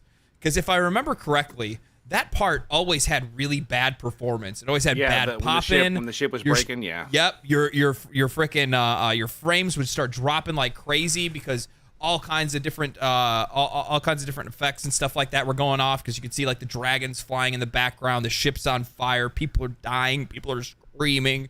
There was just a bunch of stuff that was going on. And by the way, that's my best roll the whole entire game right there. Dude, this guy's rolls are atrocious. They're so bad. Yeah, I've thought about returning my game about 6 or 7 times, specifically because of the fact that I seem to roll nothing but 2s and 1s. And I am upset, and I'm going to report it as a bug to Larian, and hopefully they will fix it. 'Cause I think I just got a bad copy, is what it is. You know what I mean? Just some bad code. I think that must be what it is. It can't be anything else for sure. It's not my luck. You know what I mean? What else in early access have they changed? Some narrative stuff that they've changed a little bit. Obviously, the stuff with the Mind Flayer worm has changed quite a lot. I'm not going to like ruin that at all, like how you interact with that. But that's also completely different, like way different. And I don't even know how that's even going to work yet. Like I still don't, like usually by now. We'll talk about that off stream. Yeah, usually by now, there's already some pretty crazy stuff that you have done and have access to that you don't have that we don't have now. So I don't know if they've kind of drug that part on a little bit, so it's paced a little bit better with the game, or what. But I really like the fact that they've made so many game-changing changes that really change the gameplay for the people that have invested a ton of time into the game over early access. Yeah, 100%. Like that's a lot of foresight. That's a lot of foresight to have, to realize like, hey, you know, some of these people that have supported you guys are probably gonna be pretty bored. You know what I mean? And I thought honestly, I thought it was gonna be. I really did. Like, don't get me. There's specific set pieces that are in place, but it reacts different. Like, it's hard to explain unless you played a lot of early access and you got really far into it. It's hard to explain how different it is. Yeah. But it is extremely different. Like like where I thought the narrative of the story was going it's not the same. It's not the same. No. So they really rope-a-dope people in this. All right, I think I got everybody. Make sure there's no like repeat names or anything like that. Yeah, I already took out the repeat names. Okay. Cool. So and then just go ahead and roll it and pull the name and just keep the name to the side, and we'll announce it here once we get closer towards the end. You know what I mean? All right. So yeah, I'm really happy with a lot of the changes that they've made. I actually changed your dice skins. I have changed my dice skins. I've changed my dice skin to the new to like the Larian one that I got for the enhanced edition that they give you since you're an early access member. So is that true? Because I can't change my dice. Really? Yeah, I don't think that's true, bud. I have 2 different dice. I only have one. I have one. You saw the dice. You saw my dice. No, I saw your dice, and when you changed them in our co-op game, they looked the same for me. But you can't do it in yours. It's in the bottom left corner. Everybody else says that they can. I can't. I don't know what the problem is. Oh, you must have got a bad version of the game. Yeah, you got uninstall. Uninstall it. Bad game. So yeah, no, I dude, it's just you know what the thing I'm actually the most surprised about is that like, though I get a lot of comments about people that are like, it's so buggy. The game is so buggy. It's such a buggy game. And I'm like, I really haven't ran into that many. There's a few. But like the most bugs that I get from the game are from just like initial load in, right? And then if I get, because I'm one of those people, I will like I'll look out really far with the camera and click for them to walk, and then I'll start looking else places with the camera, right, just to kind of see what's around. Yeah. And you can get your camera stuck if you're not careful by terrain, like the verticality of some of the buildings. It'll actually stick your camera because your camera is a fixed height camera, right? Yeah. I've had some problems with that, but in like early access, it would happen. You would literally just have to restart. Now, like if I just kind of go back, it fixes itself. So nothing game breaking for me yet. Well, yeah, there's some like camera bugs that I'll get every once in a while, but I think that like a lot of that stuff's going to be kind of shaped up. And to be honest with you, all it is, as gamers, you guys can tell me I'm wrong. You can say boo Ian in chat that I'm totally wrong on this. But what I'm going to tell you is that I feel like as gamers, there is a certain amount of jank that we expect in games, and we are 100% okay with because we recognize it as something that will get fixed eventually or relatively soon, because it's just something that kind of always pops up in games. You know what I mean? There's a little bit of jank that we're okay with. When there's too much jank or it's game-breaking jank where we can't even play the game, that's a completely different story. And Baldur's Gate, for all intents and purposes, performs incredibly well. Yeah. And also doesn't really have any bugs that I'm like, wow, I can't believe this made it into the final version. You know what I mean? Yeah, I know the console editions will run well, or console edition, I say editions. Edition will run well on PS5. I'm just curious to see where it's at. You know what I mean? On PC, we have a lot more horsepower to do stuff. So like rendering speed and distance and all that type of stuff versus a console.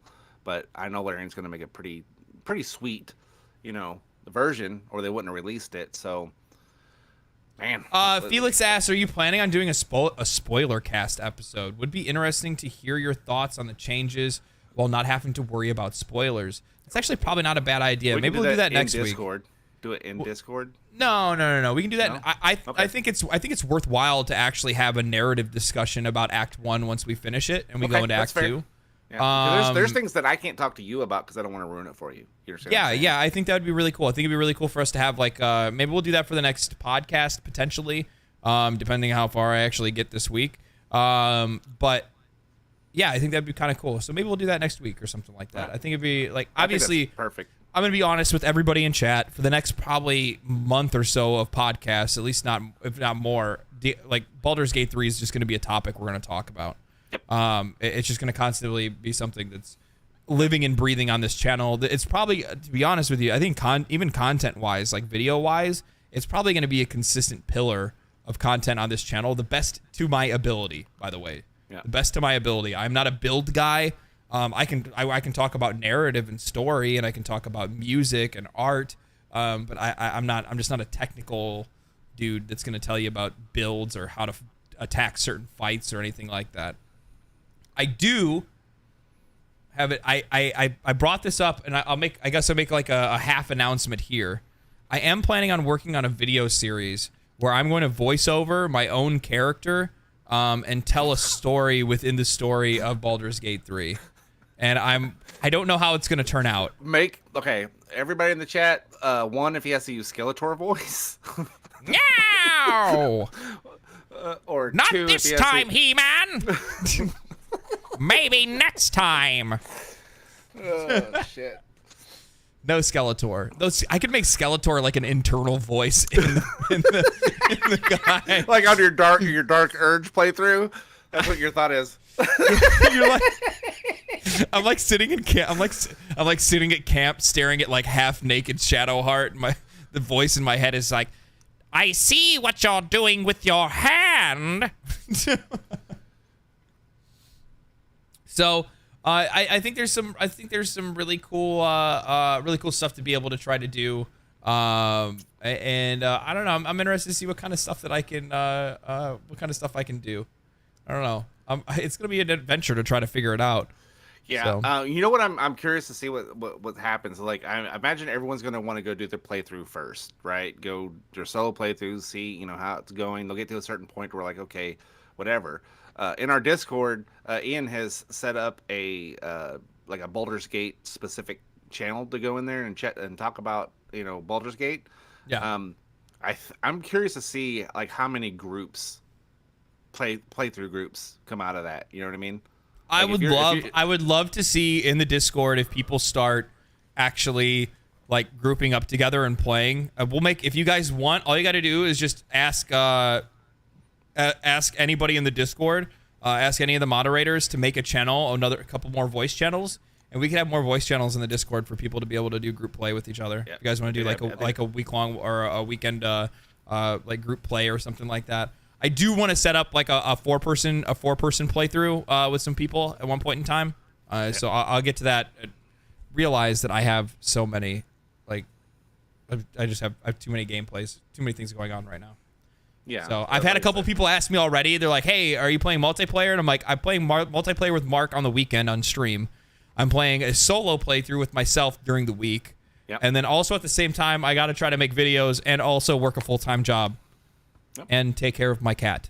And while me and him are playing our solo games, all we are doing is breathing, and then we'll laugh about some conversation that's going on in our own game. That's about it. That is literally it. We did that today. We were playing our solo playthroughs, and I'm like, what? I don't know. I like Karlach. Karlach is funny. So what else? How do you feel about the origin characters that you've met so far? Obviously, none of them are new except for one, right? No, not true. Did you see the glow? Did you see Karlach's glow up though? Like the difference between it. Let me find it. I'm gonna show chat. I need to show you guys this. This is bonkers. They gave her bonkers. They initially gave her the only feminine body that they had in early access, and then they bulked her up. They gave her the bigger the bulk body, female bulk body. What is it? Karlach from the Baldur's Gate game. It's my favorite game. What's your cat doing to that mic? I don't know. He's rubbing his face on it. Just let him live his life, all right? Just let him live his life. Oh, here it is. Found it.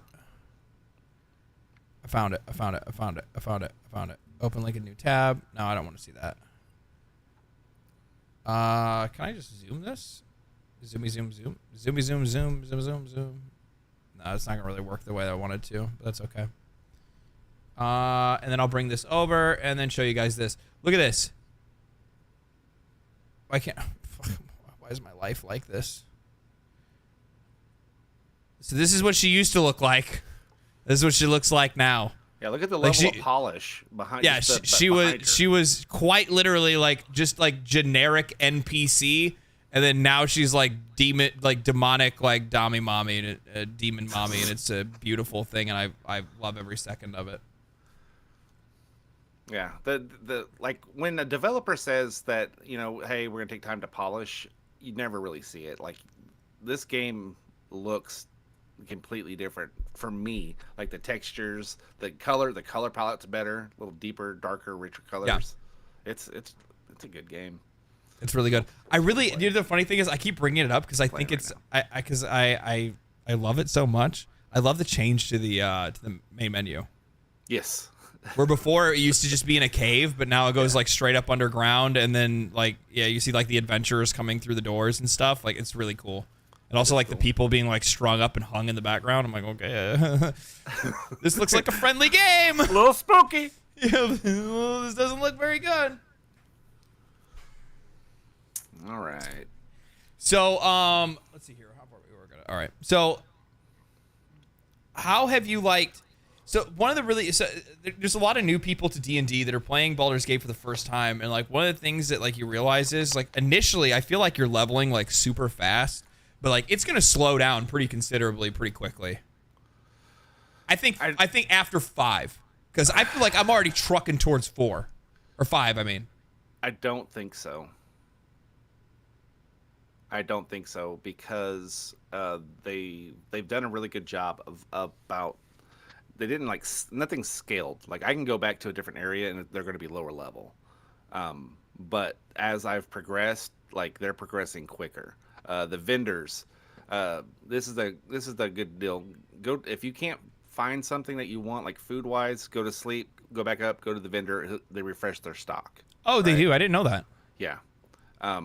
But like, so each progressive step that you take in the story, so do the enemies. Does that make sense? Like, yeah, of course. Yeah, nothing nothing scales or anything like that. It's all not by scaled, levels. but I don't think so. Like, you could technically try to beeline it to Act 2 and then be underleveled. Yeah, you could. And well, then, I don't think you can make it to Act 5 underleveled, to be honest with you. I don't think you can make it through the fights. Act 2, you mean? Yeah, like it got where, like, right now I'm in a specific area that's close to that, going to the next spot, and I'm having I'm actually wiping. Like, I'm getting wiped. I'm getting my dudes yeeted off the cliffs or into the lava. I mean, that's because you're putting yourself in vulnerable positions. You're like, oh, I'm going to attack from height, and you don't realize there's a fight area is a platform of yeet. That's what it is. Well, then you need to bait them into another room and draw up a battle plan and know exactly what character is going to cast what in what order to be able to take that fight down. Well, I did that for the temple. I just baited them across the bridge and just plinked them off. Is there any reason not to just long rest after every fight? Yes, you'll run out of supplies. Yep. You technically could long rest and then go get some supplies from a vendor, but obviously everything is, then you're going to be spending gold, and then hopefully you'll get enough gold, and then it's a resource management thing. I think it's going to be much more apparent when you play something like Tactician mode. Yeah. But we'll cross that bridge when it comes. Somebody asked me the other day, they're like, "Is this Tactician mode?" I'm like, "No, I'm trying to enjoy the game first." Why do I don't want to sit here. I don't want to sit here and just rage every 5 minutes, which I will eventually. The resources, it's a big deal, and playing early access, I know, like I said, okay, I know this fight's coming up. I can go ahead and I know when to do that. I'm ready to not know when to do that. Does that make sense? I'm ready to not know, and then like go into a battle completely unprepared and go, shit. Yeah, and that's there's certain fights obviously that I remember from early access where I'm like, oh, I totally get this. Like, I know exactly what's gonna happen. I know where to go and what to do, and corners that I can hide or areas that I can use to like attack with advantage. But for the most part, I've just been kind of just running blind at shit because I don't know what's changed. And I'm sure there's some engagements that have probably changed. They have a few more enemies, or enemies react differently, or something like that. Yeah. And it's just I'm overall I'm just enjoying the game. Everything's playing so fluid. Everything's playing so well. I just finally have one of my save files just reached level 4. I think both of them are level 4 now. So I'm already where the furthest I've been level wise. So now, at least character-wise, everything's new from there, which I've really enjoyed playing Monk on our playthrough because it's a class that we never had access to. Mm-hmm. Yeah. So that's making things really interesting, and I've really been enjoying that a lot, actually. Monk is pretty badass. Did you see I guess they made some changes to Monk to make Monk more playable for Baldur's Gate, because I think Monk. Someone in the chat was saying that. Yeah, Monk in D&D is early levels is not all that entertaining. So obviously they're going to make a couple changes here and there.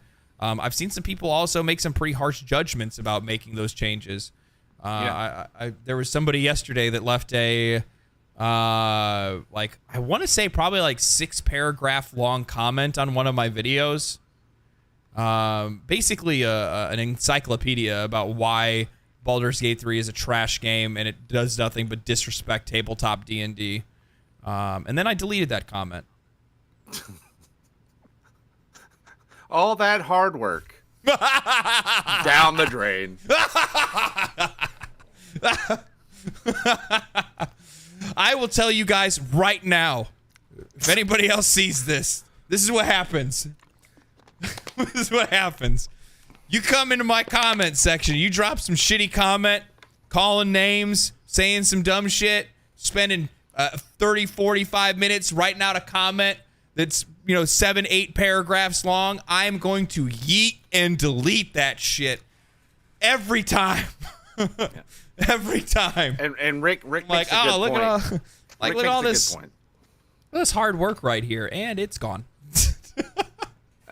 Yes, most D&D, like when you're playing D&D, they'll go ahead and automatically start at level 3. of the campaign just because it's so boring not to. But yeah, that's true. Yeah. And by the way, I want to clarify something. I wholeheartedly love debate. I love debating topics back and forth, especially when people disagree with me on certain topics. I want to talk that out. I have no problem doing that. And there's times that I will 100% challenge people in my comment section for takes that they have or takes of mine that they don't like, and go back and forth. However, like the minute that you start dropping a entire encyclopedia in my comment section, and you say things about the way that I look or the way that I talk or what kind of person you think I am or something like that, and you're just talking shit, like, yeah, that shit is gone. It's so gone so fast, you wouldn't even know it's there. Fuck. Y'all want to hear a funny story? We were sitting here playing Baldur's Gate. Well, I was playing Baldur's Gate while he was getting the podcast ready. So we had our cameras fixed and everything. And I'm sitting there. I'm like, okay, it's getting close. About 15 minutes, I'd kill the game. I look up and I see this. And I was like, why can't I hear you? He was just practicing. He was casting spells. Yeah, I was practicing my... No, so, intro. okay, so this time I was trying to be more prepared, and I wanted to give a good intro into the podcast, so I was just practicing some things in my head, and I'm just like, oh, yeah, I'm going to say this, or I'm like, like, stupid like that, and Mark's like, what are you doing? Why can't I hear you? And I'm like, I'm casting a incantation to make people like me. Oh, shit. How do you guys like the new camera setup, by the way? We changed the way that we're doing the podcast now. I think this looks a little bit better. I have to do something different with my lighting, but yeah, I like it. Your lights, what it is, your color lights are way too bright. That's what it is. Your color lights are too bright. They just need to come down just a little bit. Yeah, ooh, that's dramatic. And then there was one. Oh, speaking of which, oh my God, I put it in the Discord. I'll post it in the Discord again. Mick Gordon is working on. He's doing all the sound for this game, right? And when you watch this video, put your headset on. It is ridiculous. It's a scary game at that. Yeah, it looks so good, so good. I'll put it back in the Discord. The sound. I'm interested. It's so good. It's so good. Yes. Look, I'm gonna evilly pet my cat now as we reveal the name of the winner for the Baldur's Gate contest. And who is the winner? Winner is Jordan W. Has won a Steam code. Jordan W? Yep. Jordan W, you still in the chat, bud? He just posted. Did he really? Yeah.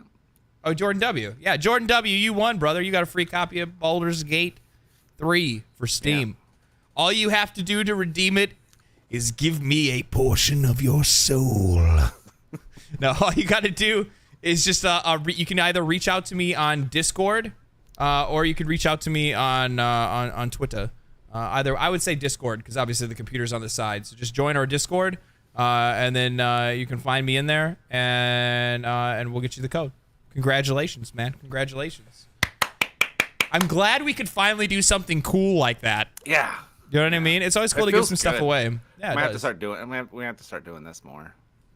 Yeah, yeah. Well, I mean, my thing is that like I was gonna just take the code and give it to somebody else I wanted to play with, but then I was like, I guess I could probably do something a little bit more charitable. Yeah.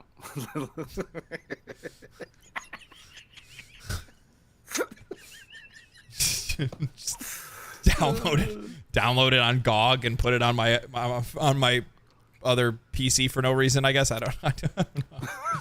That's awesome though. If you offer people a free PS5s, they'll throw over New York for you. Hey guys, we're giving away free PS5s in New York. Are you guys ready to come? Please, whatever you do not share this with anybody else. I don't want you to, I don't want this to go viral and it turned into thousands of people all of a sudden. And then me be surprised when people show up trying to fucking go crazy. That stuff was so funny. I read that. I saw the news about it and everything. The funny thing is that like, the funny thing is to me is when people find that as like a mystery. I can't believe that happened. I can't believe things worked out like that. How else would you expected it to work out? You're offering free PlayStation 5s in one of the most populated cities in America. And then on top of that, the thing is that like your crowd, your viewership is going to be younger. They're going to be a lot less irresponsible. They're going to be more likely to act out and do some stupid stuff in town. Yeah, it's all within the realm of possibilities that they go wild. Did you see any of that? I didn't watch any of it. When you were telling me about it earlier, I was like, Yeah. That's the first thing I asked is, did he have a permit? Yeah, I think, there's gonna be about there's probably gonna be about 500 people to show up. Yeah, it turns out to be about 5,000 people that show up or something like that. Yeah, it's absolutely wild, and it's all over the news. I think the best part was when I saw like Fox News was trying to cover it. They're like, oh, we're big fans of Ka Sanat. They couldn't even pronounce his name right. Yeah, we're big fans of him here. We're totally in with you hip kids. I didn't know Nix was from Germany. Cool.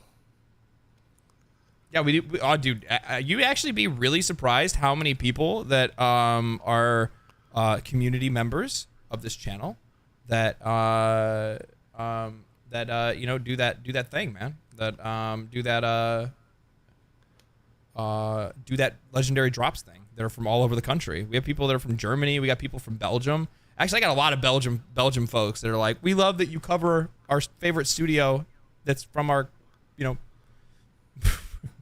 it's fucking great, dude. It's really cool because the thing is, like, you don't really realize, like, how much of a reach social media can have sometimes, and then all of a sudden you have people from all around the world coming in and saying hi and saying they appreciate the content and the podcast and the streams and the YouTube and all that stuff. Yeah. And by the way, while I have you guys all captive, I have 45 people here watching this podcast. Make sure you guys go follow my Twitch, because after this podcast, I'll be streaming more Baldur's Gate gameplay on Twitch. More Baldur's Gate gameplay on Twitch. Mark and I will probably be doing some co-op until Mark has to get off and go to bed. Why do you say it like that? Like I'm a bad person? Because you are a bad person. That's so mean. Do you plan on posting anything to... No. No, I don't think I can even say that out loud. You know what? If you might see my feet there. I'm just saying. Hold on. I'm gonna message in here.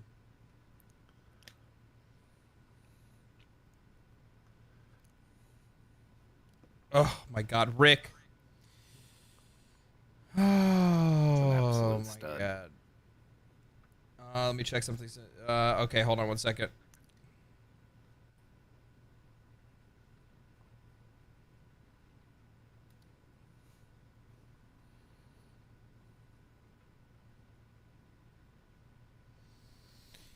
All right. Let me check something real quick.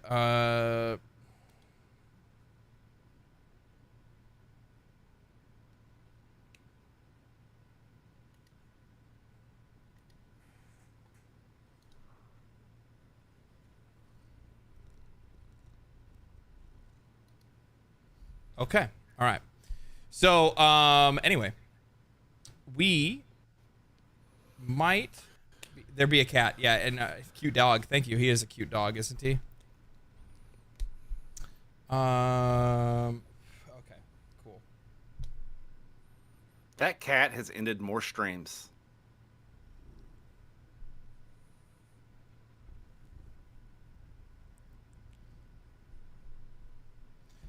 The cat has actually ended quite a few streams, to be honest with you. So anyway, we're actually running out of time. We got other stuff we got to do, and other stuff we have to do is called playing Baldur's Gate 3. I'm gonna be honest with you. As much as I love talking to you guys, we're gonna be switching to playing some Baldur's Gate.